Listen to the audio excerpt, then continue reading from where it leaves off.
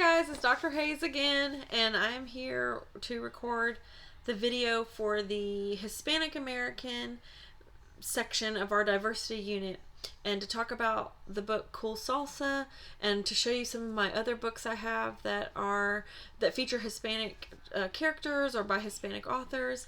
And I'm also going to talk about Native American and the indigenous peoples of America as well. You didn't read anything from them, but it fits along with our Latin American day sort of geographically. So I thought I would show you some examples of those kinds of books as well, how Native Americans are depicted in children's literature and have been, and some of the issues there. We're still continuing with the idea of double consciousness, about the idea from W.B. Du Bois, this sort of double identity, not half Hispanic, not half American, but all Hispanic, all American, how both of those identities are jammed into one body, and how that can be difficult to navigate for a young person. Being a young person is hard enough as it is, but having these different identities to navigate makes it even more complicated. So just continue to keep that idea of double consciousness in the back of your mind as we're talking about the Hispanic American text as well. The book that you had for this class is, this is what the book looks like, Cool Salsa, bilingual poems on growing up Latino in the United States. So you didn't read the whole thing. No, these yellow ones were the ones you read. I excerpted several from there. It's in different sections. So one of them is school days. One of them is home and homeland. Then there's a section called memories, hard times, time to party, and a promising future. So that's sort of how the poems in the book are divided, and I try to pick just a selection so you could get the idea. Some of the poems are in both English and Spanish. I just gave you the English version, but some of them started in English and then were translated into Spanish for the book. Some of them started in Spanish and were translated into English for the book. So, like, here's an example of one that you had to read, Learning English. So it was originally in Spanish, but then it was translated by the editor, Lori Carlson, into English, and for the book. So some of them were the opposite ways. They started in English and there are Spanish translations for some of them. So yeah, like here's an example of one you read, The Monster. It was originally in English, and then the Spanish version was translated into Spanish by the editor, Lori Carlson, who's a blonde white woman, by the way, the editor of this collection, which is very interesting to me. But anyway, I just really like this collection, and it really sort of embodies that idea that we've been dealing with about this identity of being a minority and growing up as a minority, and especially a minority in America, and like what that means and what the implications for that are. And so hopefully when we get into the chat and in Discord, we can talk about specific poems you guys liked, and maybe we can read a couple of them. So I won't do that here in this video, but I do want to talk about sort of the issue of being sort of both Hispanic and American, and show you some examples of other books that we aren't going to be talking about in the chat. So we will wait and talk about Cool Salsa, but I hope you enjoyed it. I hope you enjoyed reading the poems in there, and that they sort of are illuminating for you. So be thinking of maybe a favorite that you'd like to talk about. But for now, I have some others. So I have several picture books here, and I have just a couple books for older readers. So I wanted to show you some early examples. I have this one. This is like a reader, like an educational book, Gato y Perro. That's, or maybe Perro. I don't know if you roll your R on that. But it's cat and dog. And it's just like a little reader. Look at that. That's how you spell meow. Mew, mew. Yeah. Meow, meow. Si bahare. Lohare. Right? And so it's like, forgive my Spanish. If you speak Spanish, you can make fun of me. It's fine with me. I don't have a very good accent. I try, but I don't have a very good Spanish accent. I studied French in school, so that's my excuse. I've been to South America a few times, but I never studied it, so that's my excuse. But that's kind of an early one. When was this from? Let me see. This little reader. 1960. This is the copyright 1960, so it's a little Spanish reader from 1960. I also have this one. I wanted to show you this one because I don't know where to put these. Okay, I wanted to show you this one because this is Gilberto in the Wind. So we have this little Hispanic boy, Gilberto. And he is going out and he's sort of exploring his world, so to speak. Let me find a date on this one.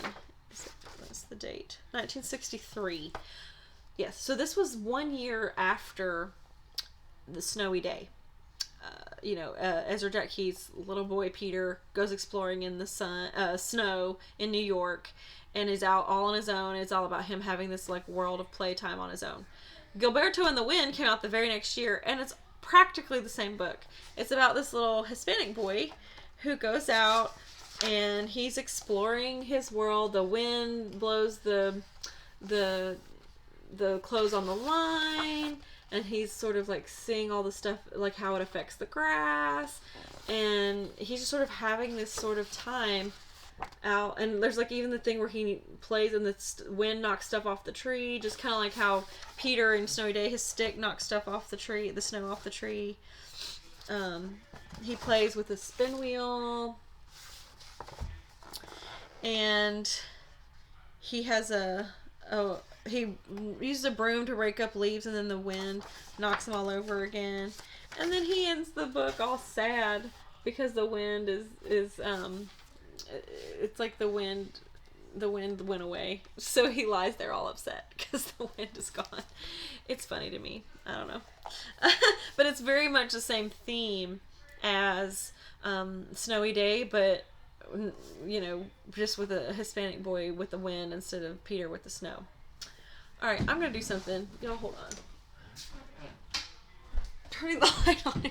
It got dark, so I decided to turn the light on. I don't like that light as much, but I've been sitting here for a long time recording these videos, and it got dark on me, but I want you guys to be able to see these books, so I needed to turn the light on. Okay, so I'll just go through these quickly. Pedro and the Padre.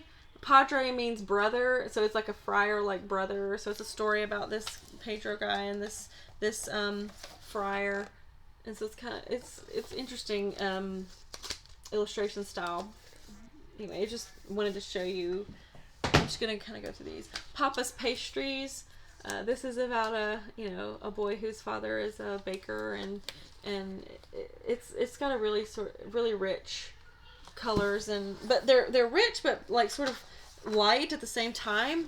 Sort of it's soft but rich. It's hard to describe, but it shows him making the pastries in the oven.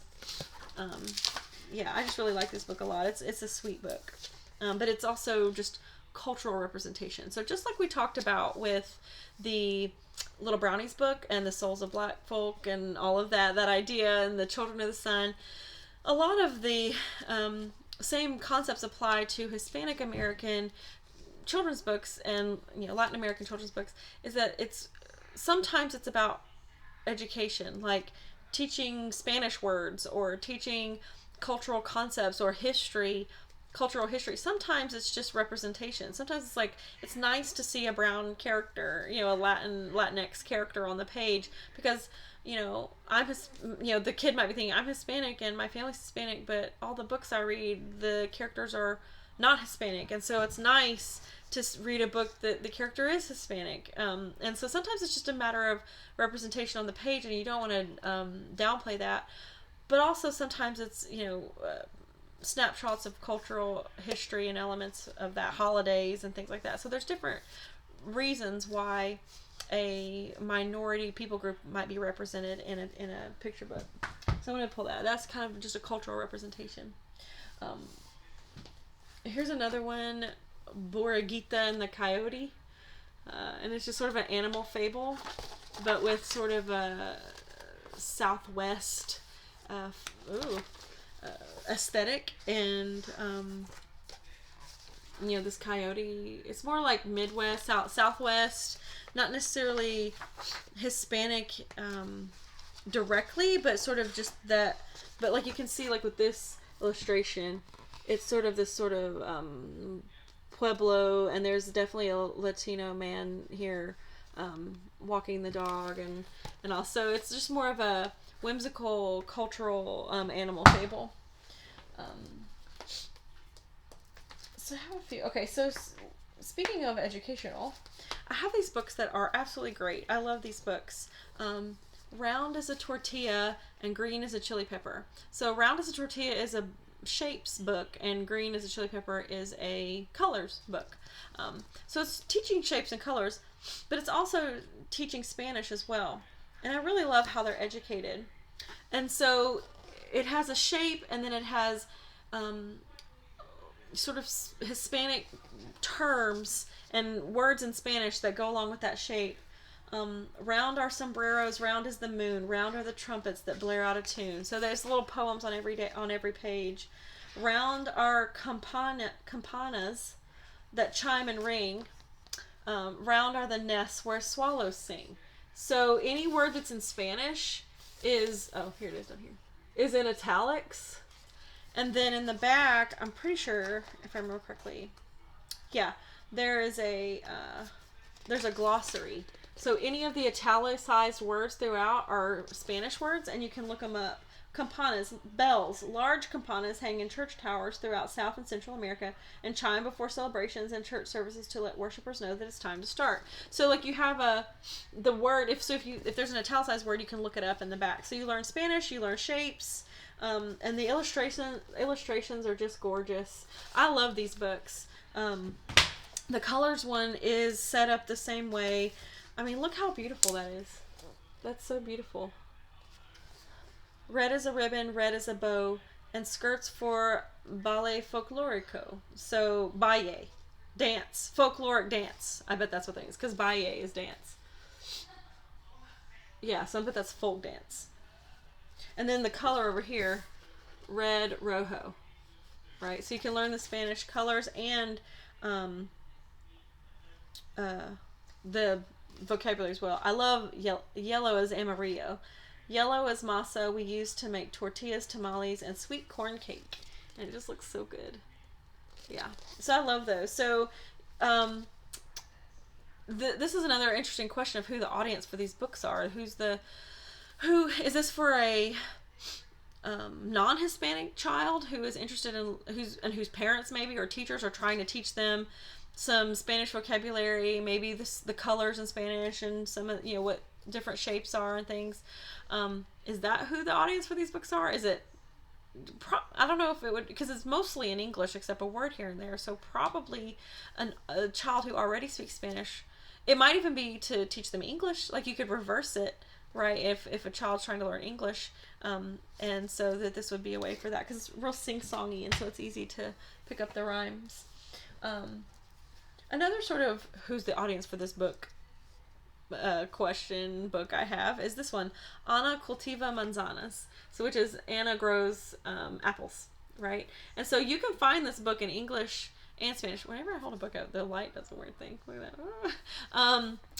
But notice Anna, she is not Hispanic. She is as Aryan as they come, pale, blue-eyed, blonde hair, right? So this is and I can tell you, someone named Monica Wellington is not Hispanic either. So this seems like a, oh yeah, there's an English, Apple Farmer Annie is what that's called, what they says, but that's funny.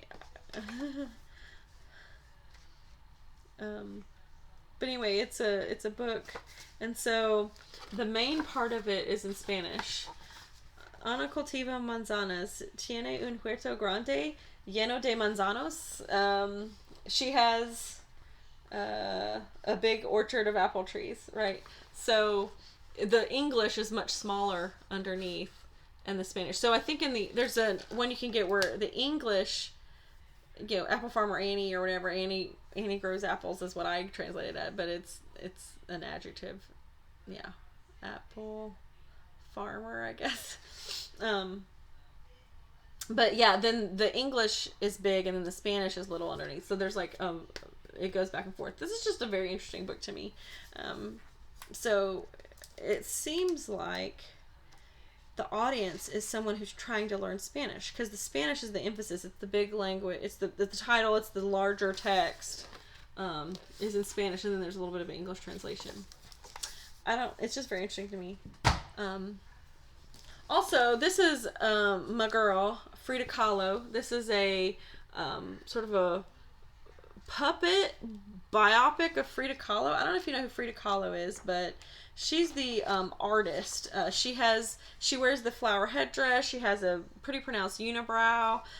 She wears the flowery dress. She was a sort of an art figure, and just sort of this beloved. And she did photography. There's a more close up picture of, but it's this sort of marionette puppet throughout, and it's all about, it's like scenes from her life.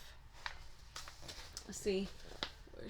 And these are all like photographs of scenes, like this like puppet with real stuff in the background. It's not like drawn. And it's just really some of this close up is just very gorgeous. Like that's a photograph of like these little miniatures and these puppets. I love this book.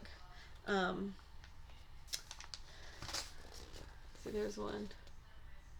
It's just great. It's all about her and sort of celebrating her life and her art. Yeah, so this is a book about sort of a beloved Latina figure in history. So let's see. I also have this Coco search and find book. So I wanted to talk about, just like we talked about with the Jewish books about Hanukkah, there's also a lot of Hispanic books about Hispanic holidays. I only have a few. I don't have a whole lot, but there's a lot of about Dia de los Muertos, which is what Coco, the Disney movie Coco, is about. Dia de los Muertos, Day of the Dead. And then some about Christmas, but Noche Buena is like Christmas Eve. It's like the big night in sort of Latin America. Noche Buena is like their Christmas holiday that they have. And so I have the Coco book that's, about Dia de los Muertos. I have this one, Mi Familia Calaca, My Skeleton Family, right? And it's like this great book, and it's in English and Spanish. My brother Miguel, he's a brat. Mi hermano Miguel, él es muy travieso, if I'm saying that right. Juanito es el bebé, él es tan lindo. Juanito is the baby, he's so cute. It's a skeleton. Oh man. My beautiful mother, mi hermosa mama. It's so cute. So this is a book that's sort of in the aesthetic of Dia de los Muertos, but it's like not about the holiday, right? It's just sort of in the aesthetic. It's just introducing, it's like family words, like abuelita for grandmother, and like this one, las mujeres de mi familia, the women of my family. So it's like women, men, grandfather, grandmother, father, brother, baby, sister. It's like family words to teach Spanish, but in the style of Dia de los Muertos. I also have just the one Noche Buena book, but there are lots. Kind of like there's lots of Hanukkah books, lots of Christmas books. You can find lots. I know one of the customs of Noche Buena is to have a wise men parade through the city. That's one of the traditions, but it shows them celebrating. Like they have a little nativity here, and they have the Christmas tree. And so there's lots of little words in italics, kind of like the color and shapes books, there's the words in italics, and then there's a glossary at the end of the terms. So it looks like the goal is similar to where, you know, you can learn some of the words through looking them up and reading the story. It's such a pretty illustration. That's when the night's over. So it shows them making tamales. It shows the fire. There's fireworks. There's they go to a midnight church service. There's a piñata. They talk about Feliz Navidad. They're drinking hot cocoa. This is the parade I was talking about where the Holy Family is paraded through the street and they have to find room at the end. It's like a tradition in Noche Buena in South America, which I think is really interesting. So, and kind of the last...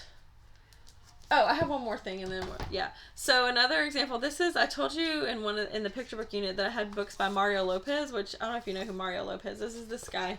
He's from Saved by the Bell, right? And he hosts some other entertainment shows and stuff, but he's like a famous actor, Mario Lopez. Well, him and his sister, they have written these books that sort of are about their childhood, right? Him and his sister, and then this is them, and they're making mud tacos. So it's just kind of like just cultural portraits from their childhood growing up. And sort of there's a just kind of lifestyle things of them walking through the neighborhood and making mud tacos, and there's a boy who's making fun of them. There's drama. Look, he's not happy, right?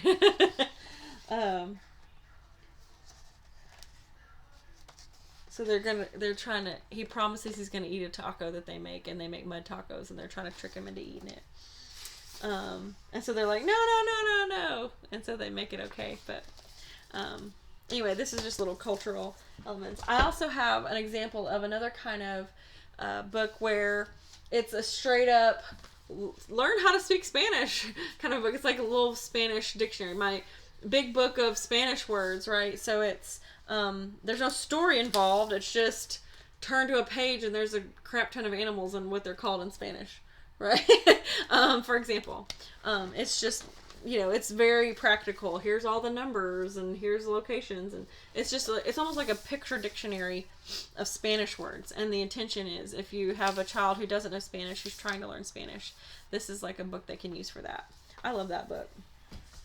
I have a few books, just a few for older readers, by Hispanic authors and about Hispanic themes. And so I thought I would show you those. This one is a book I love. It's by Victor Martinez. It's called Parrot in the Oven, Mi Vida, My Life, I guess. And there's a whole thing in the book about a parrot being in the oven and how it's in the heat, but it can't escape. I don't know. It's a whole thing, kind of like a frog in a boiling water. His life is like a parrot in the oven. But it's a high school. It's a book it's set in high school. The main character it's a high school boy. It's set in the Southwest, like just across the border, like not Southern California, but like maybe Arizona, like down in Arizona somewhere. I forget exactly which state. And him and his family are seasonal workers, migrant workers, and it's about his experience going to school and sort of his experience with his family's work situation and all of that. And it's a very, very good book if you like that kind of thing. I just have a couple books by this other Hispanic author. Pam Munoz Ryan is a very beloved Hispanic American author.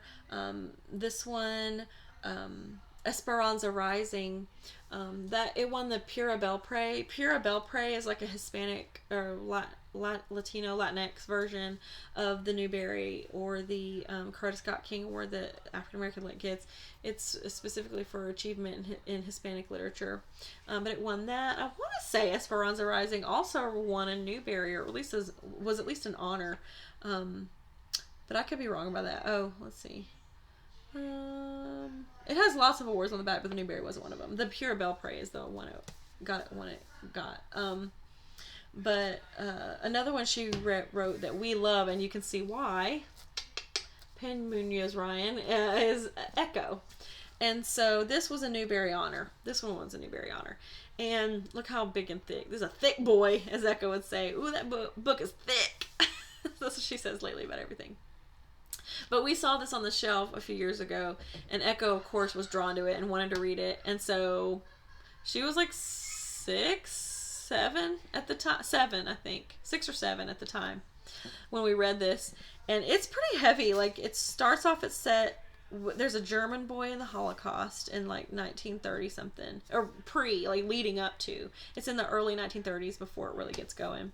And then it skips over to this set of orphan brothers in the sort of Depression era northern United States, and they're in an orphanage, and they get, it's like their whole story. And then the third section is a girl named Ivy, and she is in California, and her family are migrant workers. She was born in America, but her family, is from Mexico, and they operate an orange orchard out there, and then all their stories link together. It's so good, you guys. This book is just so good. It took me, I read it to Echo 1 chapter a night for about 6 months. Like, it took us a long time to read it because she kept having a million questions about who's Hitler and what's a swastika and all these so I had to look it up. And so this book actually goes with the Jewish section we talked about for the last video, and this one, because it has it starts off during the Holocaust and then ends in sort of this sort of migrant worker segregation in California in the 40s. So it's just such a good book, and Echo actually absolutely loved this book. So if you're interested in that. So those are the books I have that are either by Hispanic authors or about Hispanic themes.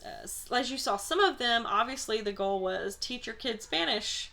That your kid should know Spanish. Some of them, the goal was more like, here's some representation of Hispanic children on the page. Some of them was, here are some cultural elements from, Hispanic culture that the reader can appreciate and enjoy. So, not all minority children's literature is created the same. Some of it has different goals. Some of it has a different reader in mind.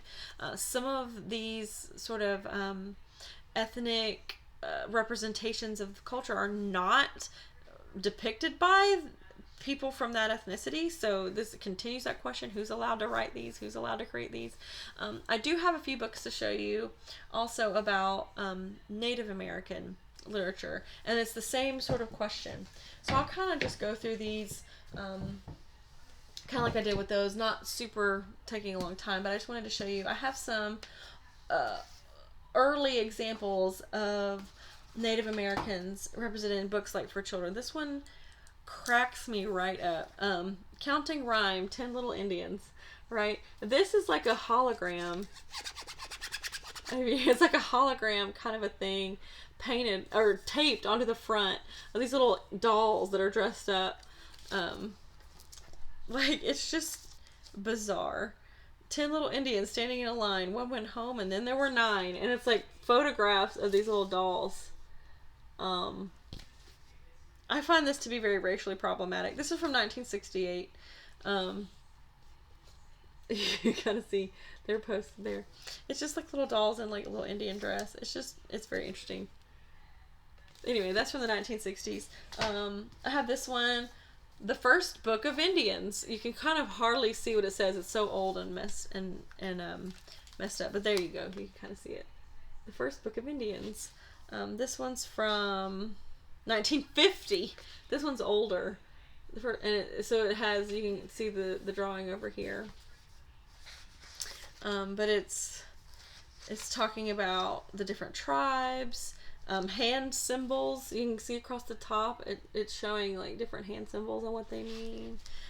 This is supposed to be more like a history book or a textbook, and it shows like where they lived.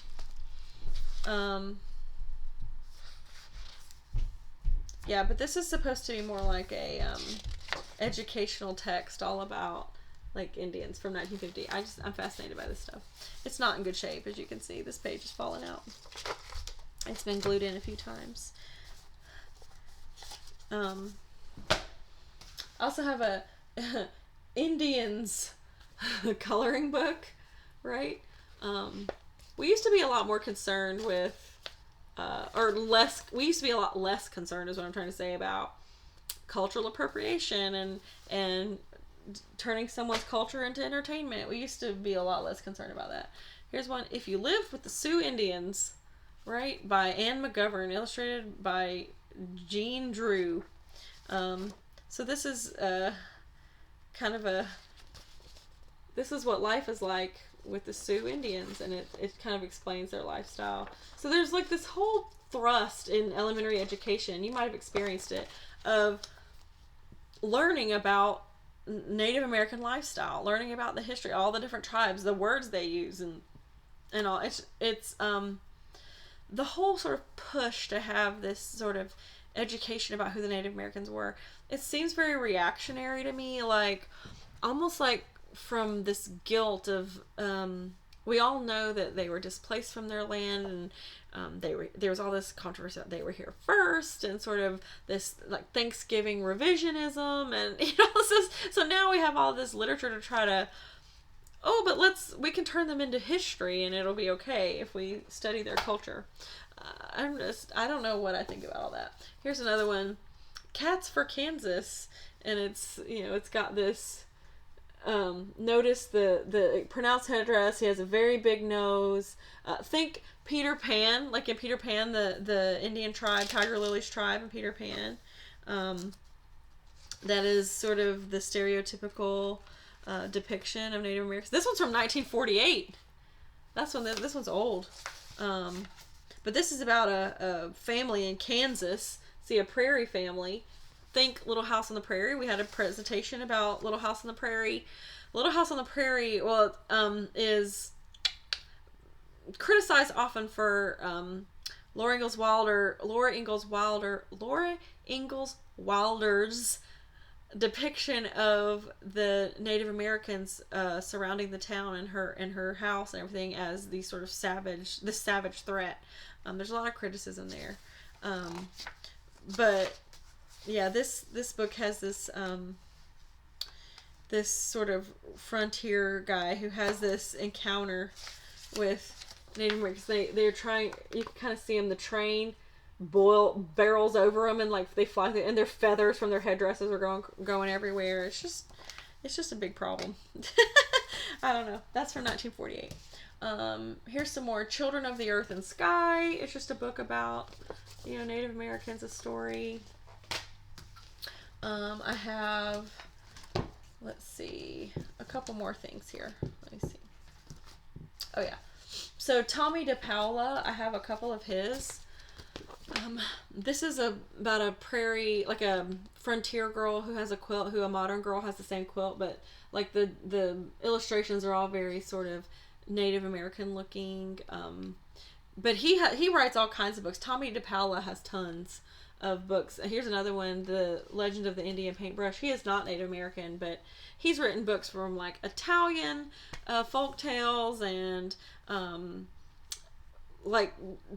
Asian, like all over the world. He writes all kinds of, he does all kinds. He has a very distinctive like cartoonish style. That's not a good page. There's like nothing on that page. But yeah, this Legend of the Indian Paintbrush, that's what this one is. More of a sort of a folk hero from Native American legend. Then there's, I want to tell you about Paul Goebel. He is, this book, The Girl Who Loved Wild Horses, was a Caldecott Medal winner. There's also Buffalo Woman. He is not Native American either, but he did live on a reservation for a long time, and he was sort of an adopted member of a tribe. Like he was adopted in and initiated into their tribe. So he's a little bit more legit as far as able to represent their culture on the page. But his style is very unique because everything is outlined. Normally in illustration you do a line drawing and then fill it in with color, and the line drawing is black. Well, his line drawings are white. can you see like the line drawing is actually the borders are white and then the color fills in. So it gives the images a really unique aesthetic, a really unique view. You can kind of see, here's another one. See the lines are white instead of black. I just really love his style. You can see it again on the cover of Buffalo Woman, how the outline of everything is white. So that's just something I want to point out. But I really like him. Another controversial figure in Native American lit is Gerald McDermott. He is not African American. Gerald McDermott, if you can imagine, he's not African American. Not African American, sorry, a Native American. He's not either of those. He's not Native American or anything. But he has these books. The first one that I'll show you is Arrow to the Sun, 1974 was when this was from. And then he has another one called Raven. He has some. These are just the ones I have. This is about like a trickster figure in Native American history. This one's from later, 1993. So this is from the 70s. This one's from the 90s. Arrow to the Sun was the Caldecott winner. And it has this very geometric shape style of illustration. Do you see what I'm talking about? And so here's a spread. And this sort of interesting geometric style, you know, he won, like I said, he won the Caldecott Medal in 1974 when this came out, and it was depicting this sort of Native American legend, Arrow to the Sun. And so a lot of people, like some people were like, oh, how exciting, we have such a, you know, the winner this year is this diverse text, this really cool sort of Native American painting style, this geometric style that won the Caldecott this year. How exciting, right? But then the rest of the people were like, yeah, but like it wasn't a Native American artist, it was Gerald McDermott. Like, you know, it's just a, you know, I don't know if he was Scottish or Irish or what, but he wasn't Native American, we'll put it that way. So some people just resent that this even exists and that it got so much attention. Like, this is not a good kind of attention, that a white guy can come in, sort of culturally appropriate our style and win an award for it.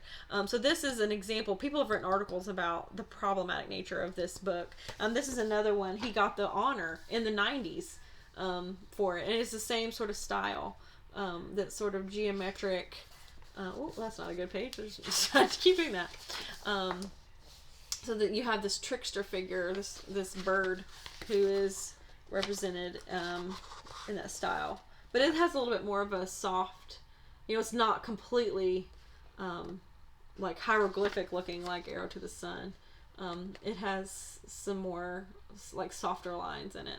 But it won the honor that year. Maybe because there was a little bit of award residue because he had won from before. I don't know.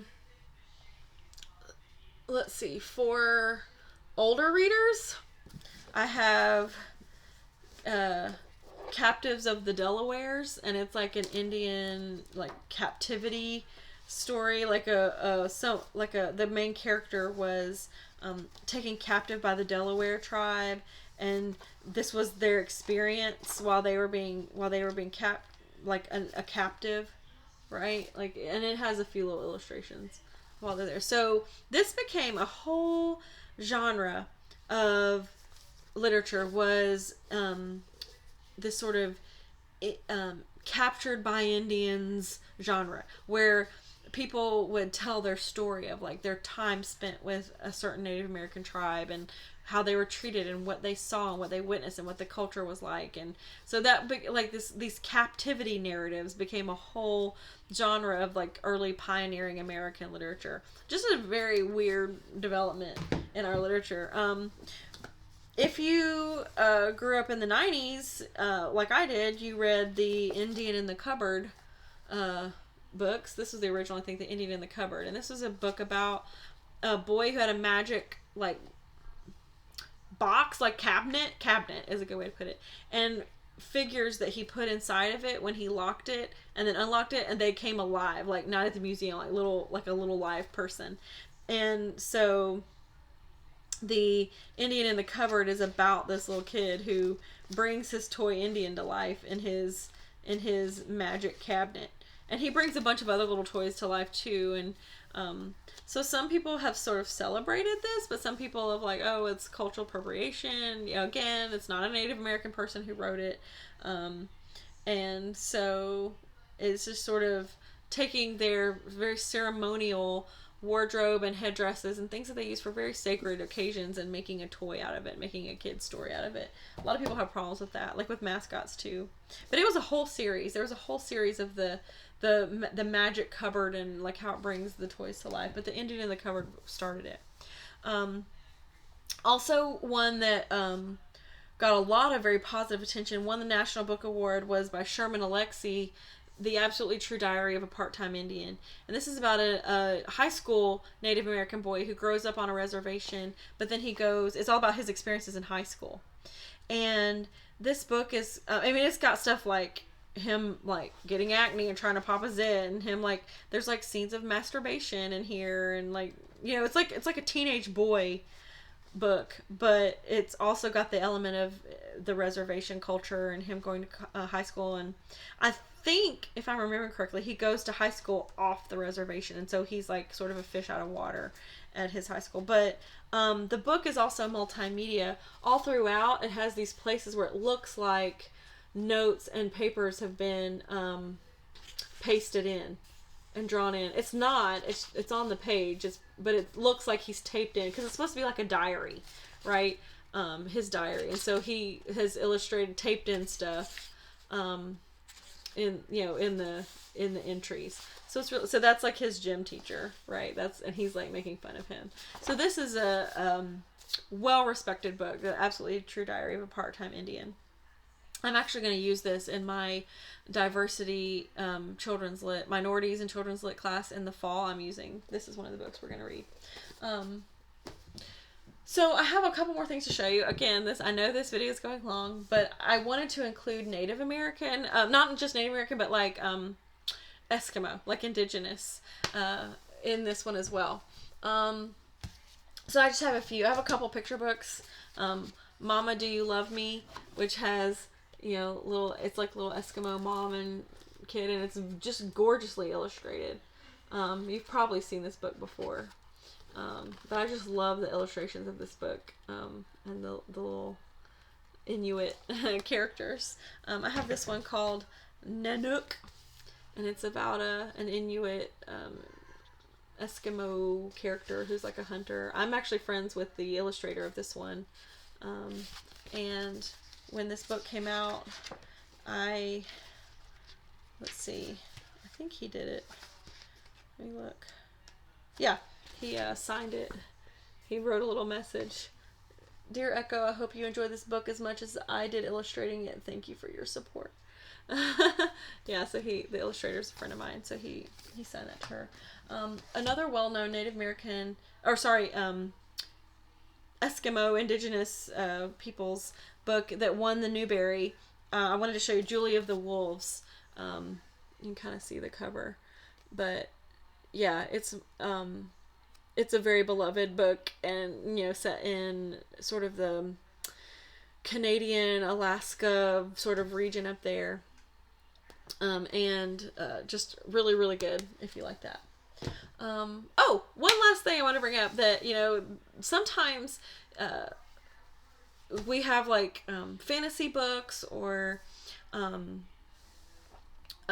books that like YA is what I'm trying to think of, like YA texts that have minorities in them. We, like for Hispanic, you have like the Mortal Instruments have Isabella and her brother, and like they have the Magnus, who's Asian, which we haven't talked about Asian characters yet, and Harry Potter has lots of different minority characters in it. Like Cho Chang is Asian, and you have different African American characters and things like that. So sometimes you have these sort of ensemble YA books, series that have a lot of minority characters throughout. So I was gonna mention Twilight. Twilight is one of my favorites. So the Native American culture is a huge part of Twilight, right? Like they're up in Washington State. A big part of the plot takes place on the reservation, the Quileute tribe, the history of the tribe. There's storytelling scenes when they're sharing their culture. The whole part of their sort of mythology of their tribe is the emergence of the werewolves when the cold ones are near. People make fun of Twilight for being sort of fluffy and, oh, Twilight, sparkly, whatever. But when you're talking about sort of minority representations, this book does an excellent job of integrating this sort of Native American storyline and history and culture, and integrating it into the fantasy of the novel and integrating it into the characters in just a really great, wonderful way, right? It's a part of the narrative. It's not like a one-off scene. It's not like a token character is a color, right? Like sometimes you have in YA books, but some people, they focus on, sparkly vampires, and they don't really pay attention or give it credit for how, like, sort of how it gets multicultural representation right. It's very respectful in its integration of those themes into the text. So I thought I would shout out Twilight for our discussion of Native Americans in literature. Okay, so that's all I have for this video. I know these are a little bit long because I have a lot of these videos, but I'm really interested in this topic. That's why I'm teaching a whole class about it next semester. So the next week when we meet, we'll be talking about Asian literature and also Muslim. I have a few books. You're not reading any, but I have a few books about the experience of being Muslim and how it's depicted in like children's books and young adult books, and also books about LGBTQ and children with disabilities, things like that. So next week we'll continue with the diversity unit, and you'll be reading American Born Chinese, and yeah, we'll just keep going, I guess. So more to come. If you've liked this, there's more to come. Okay, well, I'll see you guys in the chat, and I hope you guys have a good week.